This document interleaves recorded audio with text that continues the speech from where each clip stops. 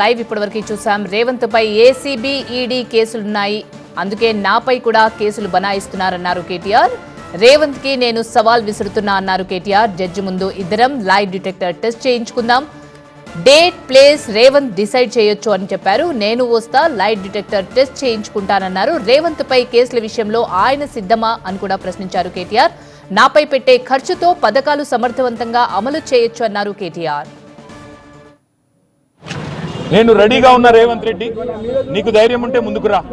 నీ జూబ్లీహిల్స్ ప్యాలెస్ లో అయినా సరే, లేదా న్యాయమూర్తి ఇంట్లో అయినా సరే, ఏసీబీ న్యాయమూర్తి ఇంట్లో అయినా సరే, కోర్టులో అయినా సరే, లేదా ఈడీ ఆఫీస్లో అయినా సరే, ఎక్కడైనా నేను లై డిటెక్టర్ పరీక్షకు సిద్ధం. నువ్వు కూడా రా, ఇద్దరం కూర్చుందాం. దొంగెవరో, ఎవరేందో, ఎవరి నిజాయితీ ఏందో రాష్ట్రం మొత్తం చూస్తుంది. నీకు ధైర్యం, నిజం నిజాయితీ అల్టిమేట్గా గెలుస్తుంది. న్యాయం ధర్మం గెలుస్తుంది. హైకోర్టులు ఉన్నాయి, సుప్రీంకోర్టులు ఉన్నాయి, లోకల్ కోర్ట్స్ ఉన్నాయి. న్యాయమూర్తుల మీద విశ్వాసం మాకుంది. నేను రెడీగా ఉన్న రేవంత్ రెడ్డి, నీకు ధైర్యం ఉంటే ముందుకు రా.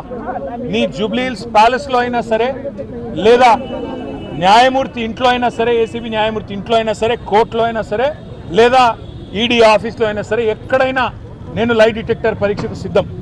నువ్వు కూడా రా, ఇద్దరం కూర్చుందాం. దొంగెవరో, ఎవరేందో, ఎవరి నిజాయితీ ఏందో రాష్ట్రం మొత్తం చూస్తుంది. నీకు ధైర్యం, నిజం నిజాయితీ అల్టిమేట్గా గెలుస్తుంది. న్యాయం ధర్మం గెలుస్తుంది. హైకోర్టులు ఉన్నాయి, సుప్రీంకోర్టులు ఉన్నాయి, లోకల్ కోర్ట్స్ ఉన్నాయి. న్యాయమూర్తుల మీద విశ్వాసం మాకుంది.